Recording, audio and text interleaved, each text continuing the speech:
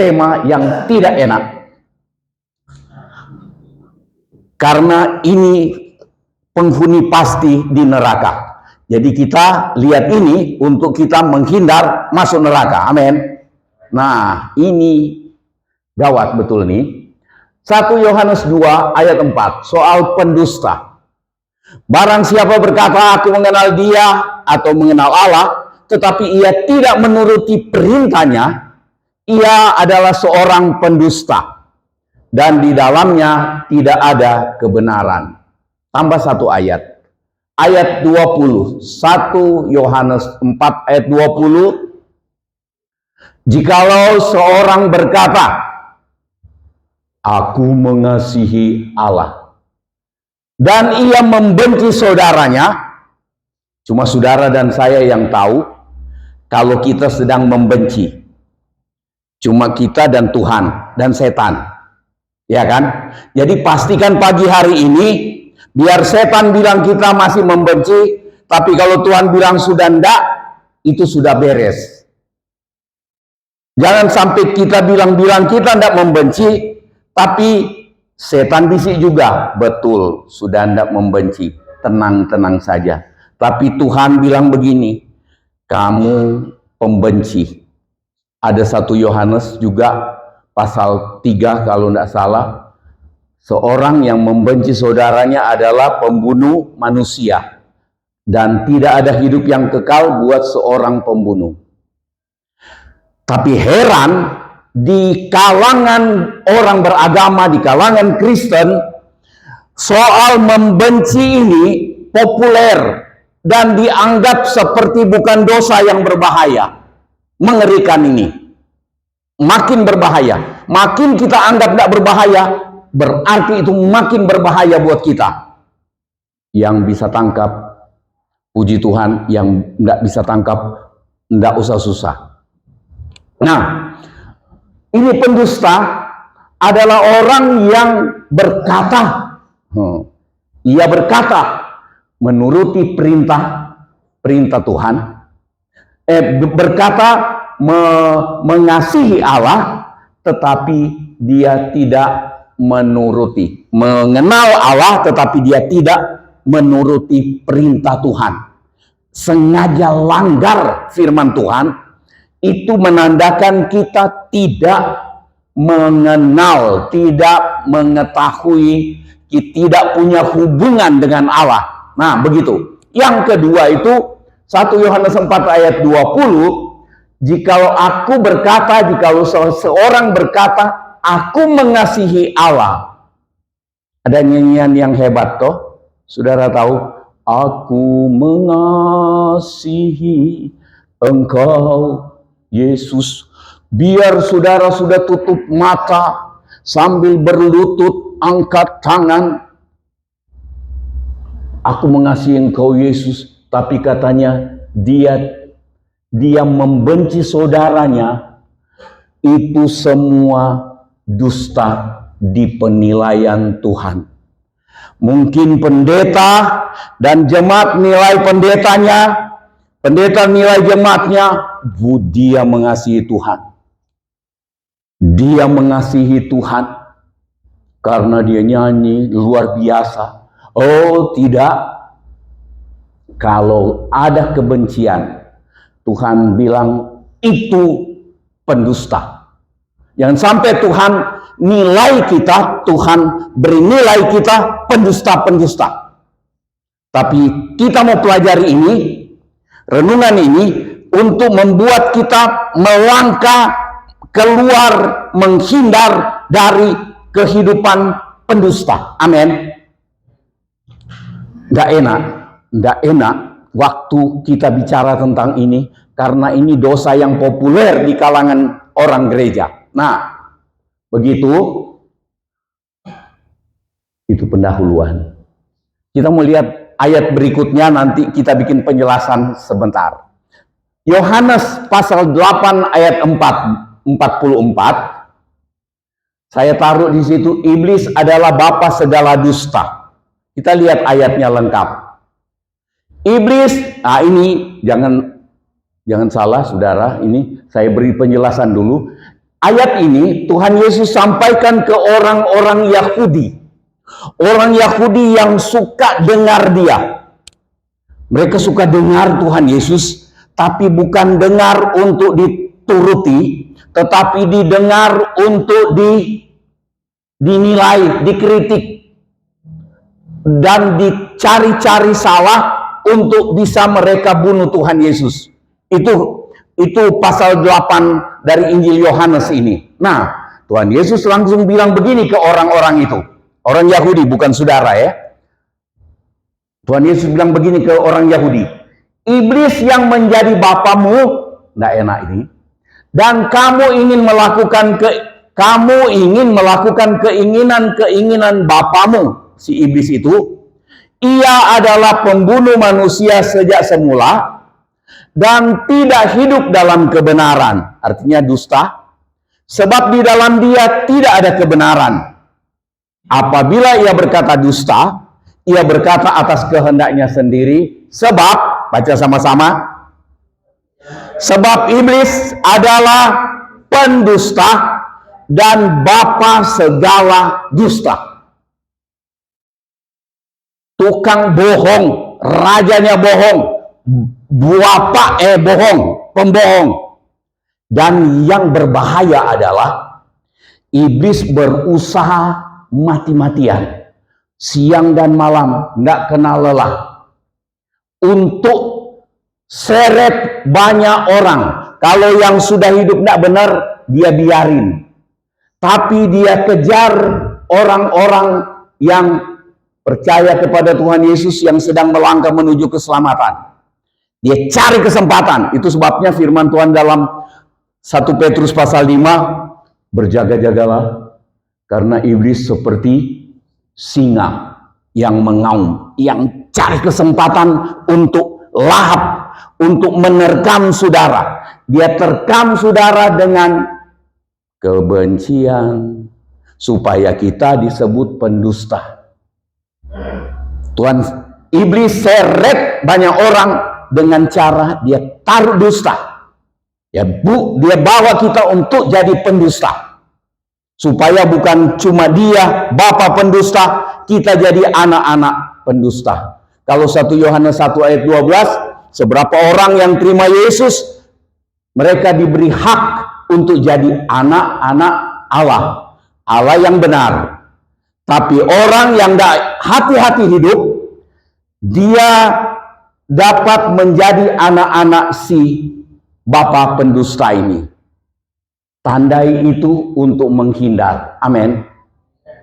Karena setiap saat dia dapat seret banyak kita untuk keluar dari jalan benar, masuk ke jalan dusta. Dan yang berbahaya adalah jalan dusta yang kita masuki dalam tuntunan, dalam godaan iblis, itu seringkali tidak terasa. Ya kan? Kita sudah tidak suka dengan orang, kita sudah sengaja langgar firman Tuhan, tapi kita tetap menyanyi. Oh betapa senang jadi anak Tuhan. Malaikat-malaikat lihat anak Tuhan atau anak hantu. Anak hantu dia bilang dia anak Tuhan. Sudah, jangan tambah-tambah, nanti terlalu panjang. Nah, iblis itu bapa segala pendusta. Bapa segala dusta. Dia adalah pendusta. Bapa segala dusta. Berarti bapaknya pendusta. Nah, saudara, lihat ini. Pendusta, saya cari di kamus. Pembohong atau orang yang perkataan, perbuatannya, atau keyakinannya tidak sesuai dengan keadaan yang sebenarnya. Tampil lain, hati lain. Lain di ada nyanyian dulu sekali. Lain di bibir, lain di hati. Lain di bibir, lain di hati. Itu pendusta-pendusta. Kita berjuang supaya di bibir sama dengan yang di hati. Amin. Dengan malu kita tertunduk di hadapan Tuhan. Ini bagus Tuhan, tapi saya banyak kali kecolongan. Di bibir lain, di hati lain. Tapi kalau kita masih sadar, masih cepat sadari bahwa kita seringkali lain di bibir, lain di hati, itu kita masih beruntung. Berarti kita cepat tobat dan berbalik ke jalan yang benar. Amin. Nah, sudah. Pembohong atau orang yang perkataan dan perbuatannya atau keyakinannya tidak sesuai dengan keadaan yang sebenarnya. Nah, atau pendusta itu adalah sengaja lakukan dusta dengan sadar. Yang tadi ayatnya adalah sengaja langgar, sengaja tidak taati firman Tuhan, tetapi masih aktif di ibadah. Dan itu terjadi untuk semua orang beragama. Semua orang beragama. Banyak pendusta-pendusta di dalamnya. Mau agama apa saja. Nah, kenapa dia hilang? Sengaja lakukan dusta dengan sadar. Nah, dia pendusta. Dia masih berani. Masih berani dilakukan oleh banyak orang yang beragama. Itu yang saya baru bilang sebenarnya. Masih berani dilakukan oleh kebanyakan orang beragama, termasuk orang-orang gereja. Kalau di luar sana tidak heran. Hari ini kita tidak tahu siapa yang bohong. Teriak di jalan lagi demo. Siapa penggerak atas nama mahasiswa, atas nama masyarakat, atas nama siapa. Kita seringkali sudah tidak tahu siapa pembohong dan siapa yang benar. Tapi saya percaya Tuhan akan urus semua. Baik yang sedang terjadi di luar ini, di bangsa ini, maupun yang sedang terjadi di gereja. Dari anggota gereja sampai pendeta, sampai pemimpin-pemimpin gereja. Tuhan urus. Karena Tuhan bilang, Tuhan binasakan pembohong, pendusta. Kadang-kadang bukan binasakan badannya, binasakan macam-macam. Kadang-kadang kesehatannya, syukur kalau binasa kesehatannya dan ada kesempatan tobat. Di kalangan orang beragama, masih banyak yang berani. Masih berani dilakukan oleh banyak orang soal jadi pendusta ini. Saudara, kita mau berjuang supaya kita menghindar, bukan terhindar, menghindar.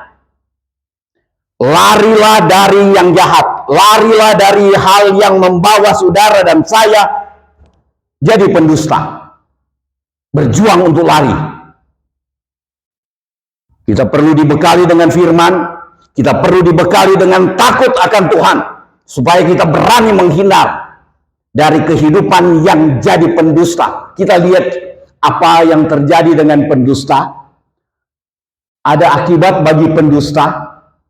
Saya baca dengan cepat Wahyu 21 ayat 8. Tetapi orang-orang penakut, orang-orang yang tidak percaya, orang-orang keji, orang-orang pembunuh.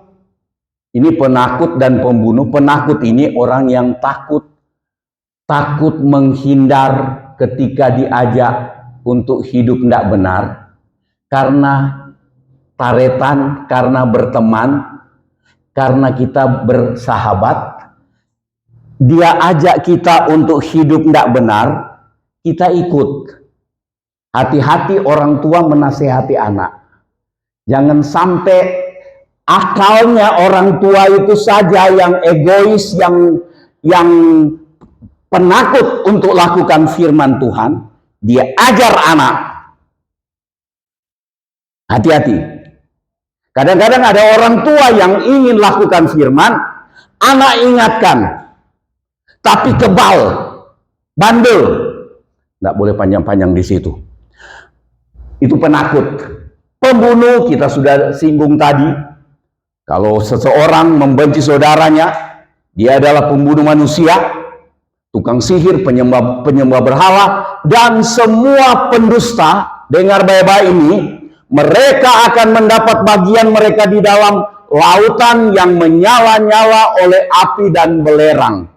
Inilah kematian yang kedua. Di dalam Injil Matius 25 ayat 46, di sana dikatakan mengenai siksaan yang kekal. Lautan yang menyala-nyala oleh api dan belerang ini, itu neraka. Orang mau percaya ada neraka atau tidak percaya ada neraka, neraka tetap ada. Saya pernah cerita, ada teman saya, dia bilang, kamu bicara tentang neraka dan surga itu, kayaknya kamu memang sudah pernah pergi ke sana. Terus saya bilang, dia bilang, saya tidak percaya. Di dunia ini, kalau banyak uang, bebas kemana-mana, bebas lakukan apa saja karena ada uang, itu surga. Tapi yang neraka adalah kalau tidak punya uang. Dia bilang, jadi setelah mati, tidak ada itu surga, tidak ada itu neraka. Dia bilang, habis. Terus saya bilang sama dia, itu teman sekolah. Saya bilang sama dia, kalau ada, karena kita berdua tidak tahu, tapi kalau ada, bagaimana? Begitu kamu mati, saya mati, dan ternyata yang kamu tidak percaya itu ada. Ternyata surga ada, neraka juga ada. Itu sudah terlambat. Diam juga dia. Mudah-mudahan tobat. Saya tidak tahu dia masih hidup sekarang atau sudah mati. Kadang-kadang dapat berita dari kampung, dapat berita dari sana, ada dari grup, dari teman, oh sudah mati. Ada yang tidak pernah dapat berita, entah masih hidup, entah sudah mati. Tapi kita berharap sebelum kita mati, ada kesempatan untuk tobat. Ada kesempatan untuk berubah. Ada kesempatan berpaling dari jalan yang salah. Nah, itu pendusta, salah satu daftar dari orang yang ada di dalam siksaan kekal yang mengerikan selama-lamanya. Siksaan kekal itu selama-lamanya, keadaan yang mengerikan. Salah satu daftarnya adalah pendusta. Itu yang kita bicarakan pagi ini. Nah, Amsal 12 ayat 22, orang yang dusta bibirnya adalah kekejian bagi Tuhan. Apa itu kekejian? Dianggap menjijikkan oleh Tuhan. Di terjemahan lain katakan dibenci. Jadi kebencian Tuhan. Kita mau dikasihi atau dibenci? Benci kiri, dikasihi kanan. Kita rindu dikasihi oleh Tuhan. Tidak ada kita yang mau dibenci oleh Tuhan. Amin. Tapi banyak kali kita berkelakuan cocok untuk dibenci. Cocok untuk dihitung sebagai kekejian bagi Tuhan. Ini mengerikan. Karena memang kita sudah terbuai dengan beberapa banyak tahun ini, belasan atau 20-30 tahun terakhir ini, kita dibuai dengan datang ke Tuhan diberkati, datang di Tuhan sembuh, datang ke Tuhan bangkrut, pulih, datang ke Tuhan, segala macam yang enak-enak. Berkali-kali saya bilang, enggak ada salahnya itu. Tetapi kalau cuma itu yang diberikan ke umat, enggak dipersiapkan umat hidup benar. Hidup benar dalam penilaian Tuhan, bukan dalam penilaian orang atau pendeta.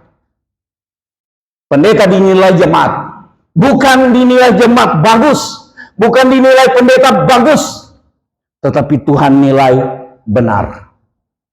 Jangan sampai orang nilai kita benar, tapi Tuhan nilai kita pendusta. Mengerikan, kekejian bagi Tuhan. Jadi kita lihat hal-hal yang terjadi dengan orang, dengan pendusta. Ada lautan api yang menyala-nyala oleh belerang, dan itu kebinasaan kekal, siksaan kekal, karena dia jadi kekejian bagi Tuhan. Tetapi orang yang berlaku setia dikenan oleh Tuhan, berkenan kepada Tuhan. Kita hendak bahas itu pagi ini. Kita lihat langsung. Wahyu 22 ayat 15. Nah, ini ada ayat lagi yang tidak enak. Tetapi anjing-anjing, ini anjing masuk neraka, Jadi yang punya anjing, enggak, bukan anjing itu yang dimaksud. Anjing kalau mati langsung enggak ada, anjing enggak punya roh. Tapi ini gambaran. Anjing-anjing dan tukang-tukang sihir, orang-orang sundal, orang-orang pembunuh, penyembah-penyembah berhala, dan setiap orang yang mencintai, menyukai dusta, dan yang melakukannya. Saudara tahu, orang yang mencintai dusta, menyukai dusta, dia bisa tidak melakukan. Tetapi dia senang aja kalau lihat orang lain berdusta karena dia dapat untung. Kan banyak kali begitu ya. Karena kita dapat untung, kita tenang-tenang saja orang berdusta. Ada orang dagang berdusta dapat untung banyak, dia bagi ke kita, kita biarkan aja, kita tenang-tenang saja karena kita dapat bagian untung. Tuhan sebut itu sama saja. Suka dusta, mencintai dusta, dan yang melakukan dusta.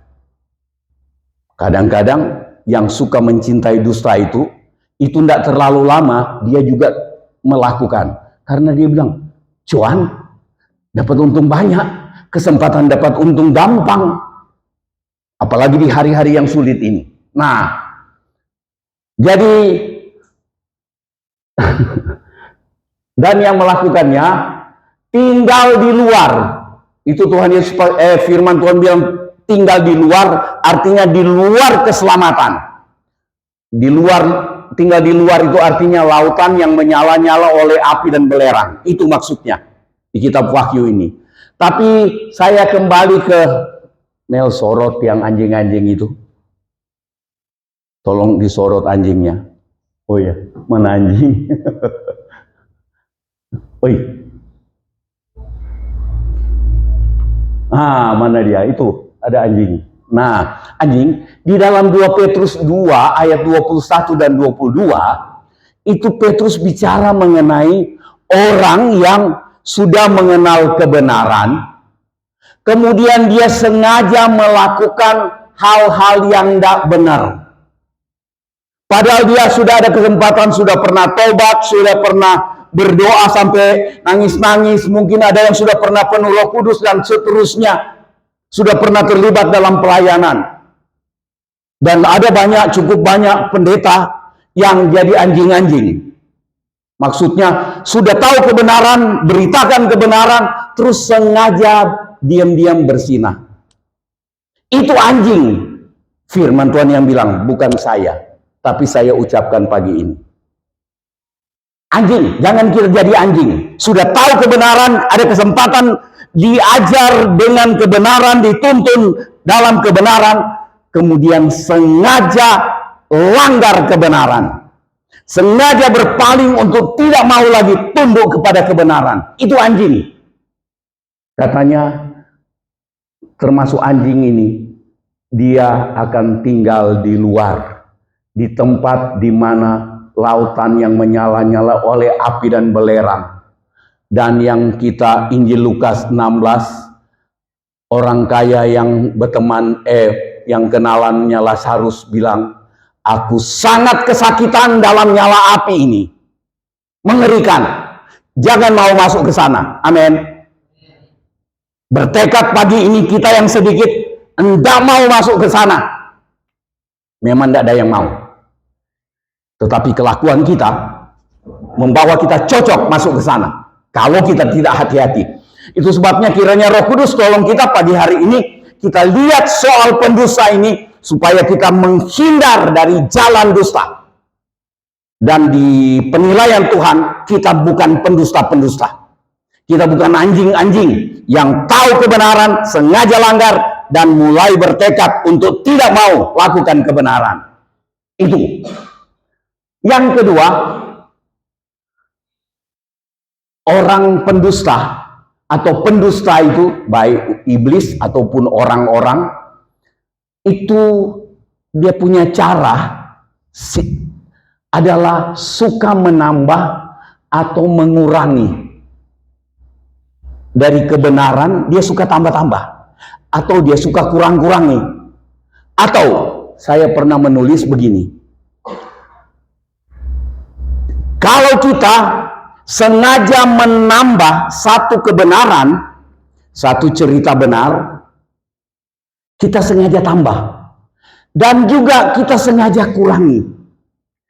Tambah-tambah sedikit, kurang-kurangi sedikit. Misalnya saudara dengar satu cerita. Contoh, satu cerita saudara dengar satu cerita, saya bawa mobil keluar ke jalan untuk belok kiri. Kemudian ada orang yang menghindar sampai dia jatuh. Karena entah dia bikin kesalahan bagaimana, tapi kemudian orang tambah. Padahal saya sudah tunggu sampai tidak ada, tapi dia begitu cepat keluar dari rumahnya, dia jalan dengan cepat dan tidak perhatikan. Tapi orang mulai tambah. Itu karena Om keluar dari jalan, nggak lihat kiri, nggak lihat kanan, sudah ditambah, sudah dikurangi ceritanya, dikurangi nggak pakai lampu sein. Padahal mungkin orang pernah cerita, mungkin jangan-jangan nggak pakai lampu sein. Tapi cerita berikutnya beredar, nggak pakai lampu sein. Keadaan sebenarnya ada pakai lampu sein, sudah berhenti. Tapi ditambah dan dikurangi. Itu contoh, begitu. Saya tidak pernah berbuat itu. Nah, saudara, kalau kita sengaja tambah itu satu cerita, kurang-kurangi satu cerita, itu dusta. Itu cerita dusta. Jadilah kita pendusta. Dan itu terjadi di dalam gereja, terjadi di bangsa ini. Banyak sekali pendusta di bangsa ini. Mau pejabat, mau apa, banyak pendusta. Di gereja, pemimpin-pemimpin gereja, di pusat, di daerah, di wilayah, di jemaat, kalau tidak hati-hati, kalau tidak pelihara hidup takut akan Tuhan, jadi pendusta. Tambah-tambah sedikit sengaja, tambah-tambah sengaja, kurang-kurangi sedikit kebenaran. Begitu juga dengan firman Tuhan. Kita suka tambah-tambah sedikit, kita kurang-kurangi sedikit, itu jadi hal yang tidak benar. Satu kebenaran yang ditambah sedikit, dikurangi sedikit, itu jadi ketidakbenaran, atau bisa dikatakan jadi dusta. Ini mengerikan. Itu sebabnya banyak orang jadi tidak selamat tanpa dia sadari. Jadinya kembali ke tadi, yang selamat cuma sedikit. Itu. Nah, suka menambah atau mengurangi kebenaran. Amsal 30 ayat 6, baca sama-sama 1, 2, 3. Jangan menambahi firman-Nya, supaya engkau tidak ditegurnya dan dianggap pendusta. Jangan mau jadi pendusta, tambah-tambah. Bukan cuma tambah-tambah firman yang ditambah-tambah, tetapi cerita sebenarnya kita tambah-tambah. Sengaja kita tambah-tambah supaya itu menguntungkan kita dan supaya orang lain lebih dirugikan. Banyak kali begitu. Nggak usah terus ke sana. Ulangan 12 ayat 32. Nanti yang biru baca. Segala yang kuperintahkan kepadamu haruslah kamu lakukan dengan setia. Jangan engkau menambahi ataupun menguranginya. Amin. Perintah Tuhan jangan ditambah-tambah, jangan dikurang-kurangi. Sekarang macam-macam pemberitaan firman ditambah-tambah supaya menarik orang. Padahal tidak ada dalam firman Tuhan. Dikurang-kurangi supaya menguntungkan manusia. Supaya lebih enak kedengaran, katanya. Itu pendeta pendusta. Kalau dia sengaja khotbah, dia tambah-tambah untuk bikin enak orang. Dia kurang-kurangi berita tentang dosa, untuk pemberesan dosa, dia kurang-kurangi supaya lebih enak didengar. Nah, kita jalan terus. Kejadian, ini ada contoh. Saya ambil 2 atau 3 contoh ya, dengan cepat. Contoh pendusta itu, iblis sama manusia, itu suka mengurangi dan menambah. Coba saya bikin catatan kecil ini. Itu Kejadian 3 ayat 1 sampai 6. Yang pertama, contoh yang pertama, iblis, pendusta. Dia menambah dan mengurangi. Dengan cepat saya baca, adapun ular ialah yang paling paling cerdik dari segala binatang yang di darat yang dijadikan oleh Tuhan Allah. Ular itu berkata kepada perempuan itu, tentulah Allah berfirman, semua pohon dalam taman ini jangan kamu makan buahnya. Betul atau tidak? Betul atau tidak? Tuhan bilang semua buah pohon di taman ini tidak boleh dimakan. Salah. Ayo, jangan sampai saudara ketipu. Iblis dia tambah atau kurang itu? Dia tambah. Bukankah Allah berfirman, tentulah Allah berfirman, semua pohon dalam taman ini jangan kamu makan. Dia pengaruhi pikiran. Saudara hati-hati. Pertama Hawa jawab begini, oh tidak. Tuhan bilang, semua buah pohon di taman ini boleh kami makan buahnya. Cuma satu itu yang di tengah-tengah itu tidak boleh.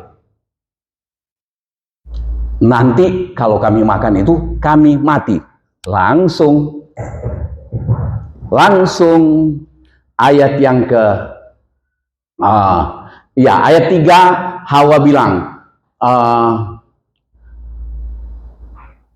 ayat 2, buah pohon dalam taman ini boleh kami makan, tetapi tentang buah pohon yang ada di tengah-tengah taman, Allah berfirman, jangan kamu makan ataupun raba buah itu, nanti kamu mati. Saudara lihat apa yang iblis jawab. Tetapi ular itu berkata kepada perempuan itu, sekali-kali kamu tidak akan mati.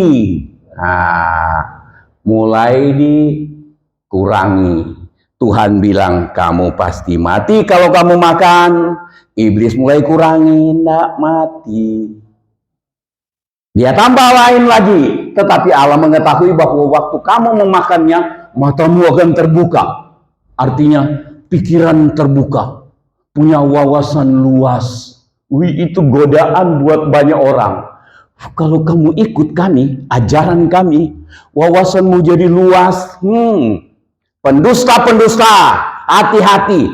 Saya tidak takut persaingan gereja dengan segala macam model pelayanan curang dan pelayanan tulus sudah bercampur. Saya tidak takut. Tapi saya ambil kesempatan seberapa jemaat yang hadir, biar cuma satu pun, saya rindu untuk taruh kebenaran, tidak ditambah-tambah, tidak dikurang-kurangi, supaya tidak jadi iblis. Iblis bilang, nanti kamu punya wawasan baru, matamu terbuka, wawasanmu terbuka, dan kamu akan menjadi seperti Allah, tahu tentang yang baik dan yang jahat. Godaan untuk berdusta itu halus. Coba lihat ini. Perempuan itu melihat bahwa buah pohon itu baik untuk dimakan. Siapa yang bilang baik untuk dimakan? Dia mulai jalan dengan akal pikirannya. Dia abaikan firman Tuhan yang bilang, jangan makan, kamu akan mati. Dia mulai bilang, oh rupanya buah itu baik. Baik untuk dimakan. Sudah, firman mulai diabaikan. Dia mulai ada di jalan yang menuju pelanggaran. Baik untuk dimakan. Terus dia bilang, lagi pula pohon itu menarik hati. Biasanya dia lewati situ, dia lihat pohon itu sebagai sesuatu yang memang tidak boleh. Pasti tidak menarik. Begitu dapat informasi baru, ajaran baru, hati-hati oknum-oknum yang tiba-tiba datang di tengah-tengah saudara, datang tiba-tiba, dia memberi informasi baru. Yang mengerti, yang tidak apa-apa. Informasi baru, cara baru, memang menyenangkan. Terus dia lihat, oh memberi pengertian.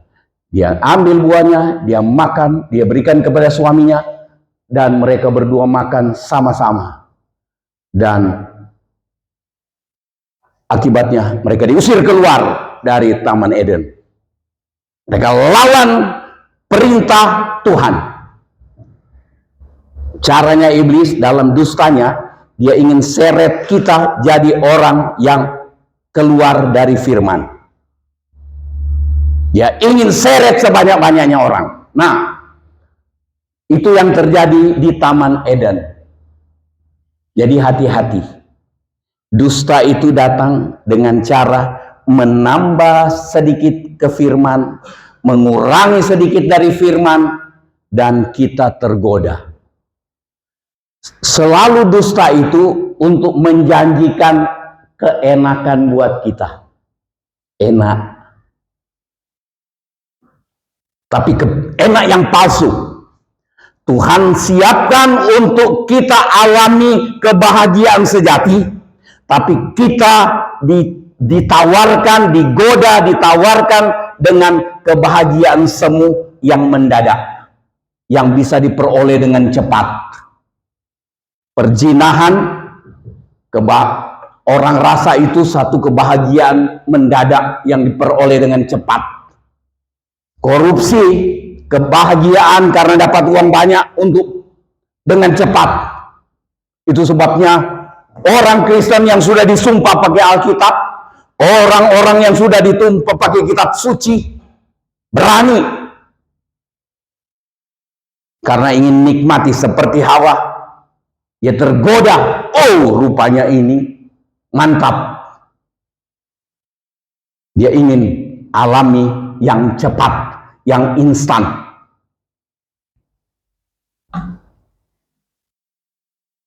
Yang kedua, contoh yang kedua, tokoh agama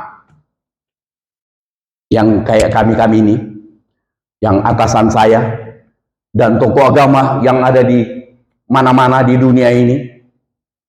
Tokoh agama ini, dalam hal ini imam-imam kepala dan tua-tua orang Yahudi,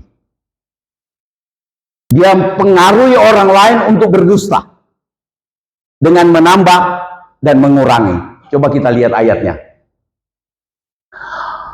Kebangkitan Tuhan Yesus ini 28, Matius 28 ayat 12. Dan sesudah berunding dengan tua-tua, mereka mengambil keputusan untuk memberikan sejumlah besar uang kepada serdadu-serdadu itu, dan berkata, kamu harus mengatakan bahwa murid-muridnya datang malam-malam dan mencurinya ketika kamu sedang tidur. Oh, baca terus dulu. Oh iya, itu aja. Jadi tentara-tentara yang aparat negara yang disuruh untuk menjaga kuburan, mereka lihat sendiri ada malaikat turun, batu terguling, dan mereka lihat kubur kosong. Mereka pulang ke kota beberapa tentara pulang ke kota melapor ke imam-imam, termasuk ke imam besar. Ada imam besar di dunia ini, tukang bohong. Tapi di Indonesia ndak ada, ndak ketahuan, ndak ngaku. Itu di dunia, itu orang imam besar orang Yahudi dilapori. Tadi kami lihat ada gini dan kubur kosong, batu terguling. Bingung ini tokoh-tokoh agama, langsung mereka rancang dusta. Berkali-kali saya bilang, tokoh-tokoh agama apapun, kalau takut akan Tuhan merosot dari hidupnya, dia berani jadi pendusta. Mengerikan ini. Oh, langsung, saudara, begitu mereka langsung panggil tentara-tentara ini. Gini, nanti kamu cerita kemana-mana, bilang bahwa murid-muridnya datang malam-malam, kamu sudah ketiduran. Tentara Romawi ketiduran, langsung hukuman mati itu. Diajar berdusta. Kayak diajar anak kecil. Hati-hati ya, jangan ajar anak kecil berdusta. Ada orang cari, bilang papa lagi pergi, tidak ada di rumah. Dia bilang, itu papa lagi tidur. Papa bilang, katanya, bilang papa lagi pergi.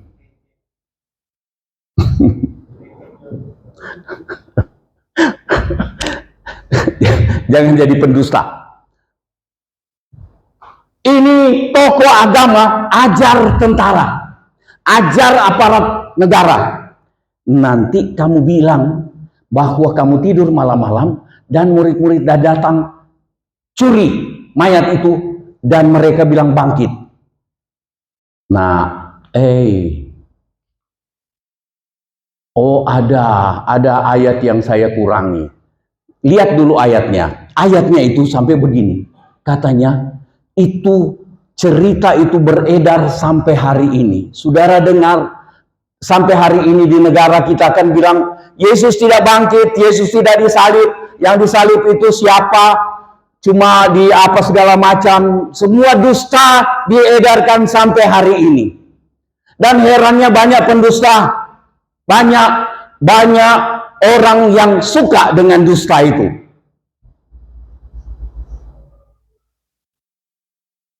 Kita lihat yang ketiga, Matius 28 ayat 15. Itu aparat keamanan atau aparat negara.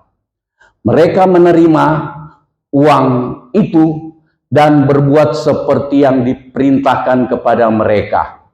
Ini aparat negara dibilang oleh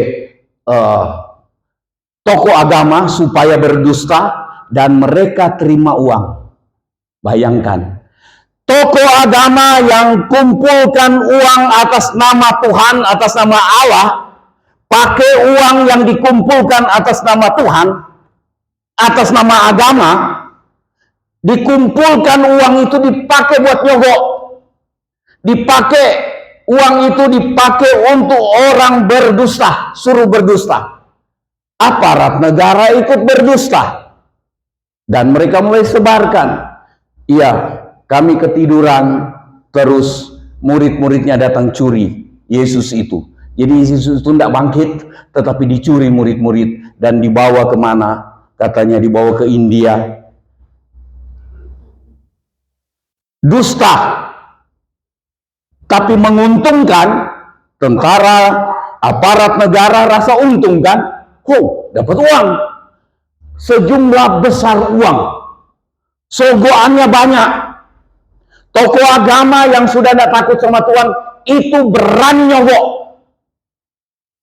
Berani nyogok dan mau juga disogok. Pasti. Mengerikan. Itu yang terjadi dengan pendusta. Aparat negara pun jadi pendusta. Karena dibayar. Saudara, kita lihat rusaknya manusia karena dusta. Dan itu setan tidak mungkin bertobat. Iblis tidak bertobat. Tapi kalau kita ada kesempatan tobat. Siapapun yang tukang pendusta di negara ini, di gereja-gereja, banyak pendusta dari pendeta sampai anggota gereja. Masih ada kesempatan tobat. Kalau mau. Kalau nggak mau, itu lautan api yang menyala-nyala untuk selama-lamanya. Kita mau menghindar dari keadaan mengerikan itu. Amin. Pendusta. Bapa pendusta adalah iblis, ingin mempengaruhi banyak orang untuk menjadi pendusta. Ingin mempengaruhi sebanyak-banyaknya orang untuk jadi pendusta.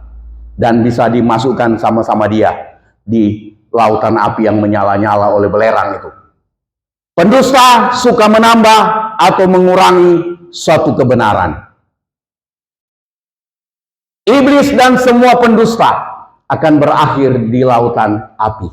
Kita menghindar dari keadaan ini. Bertekad, tidak mudah, tidak mudah. Kita terlalu gampang untuk membenci seseorang, tapi kita sangka kita masih selamat. Firman Tuhan bilang, kalau kamu berkata mengasihi Allah, tapi kamu membenci saudaramu, membenci sesamamu, kamu pendusta. Yang betul Tuhan, bukan kita. Perasaan kita kan bilang, masa mek ngono, cuma begitu, masa? Tapi Tuhan bilang, pendusta. Dan sudah pasti binasa, sudah pasti. Kalau malam ini mati dan tidak beres dengan dusta, tidak beres dengan kebencian, kita pendusta dan tidak selamat.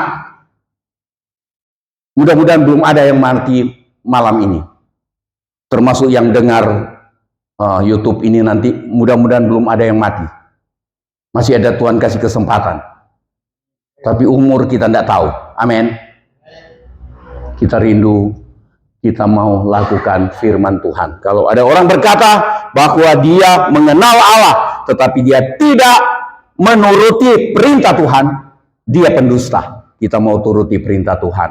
Kita mau bereskan sakit hati, kebencian, supaya kita tidak jadi pendusta. Tuhan memberkati, kita sama-sama berdiri.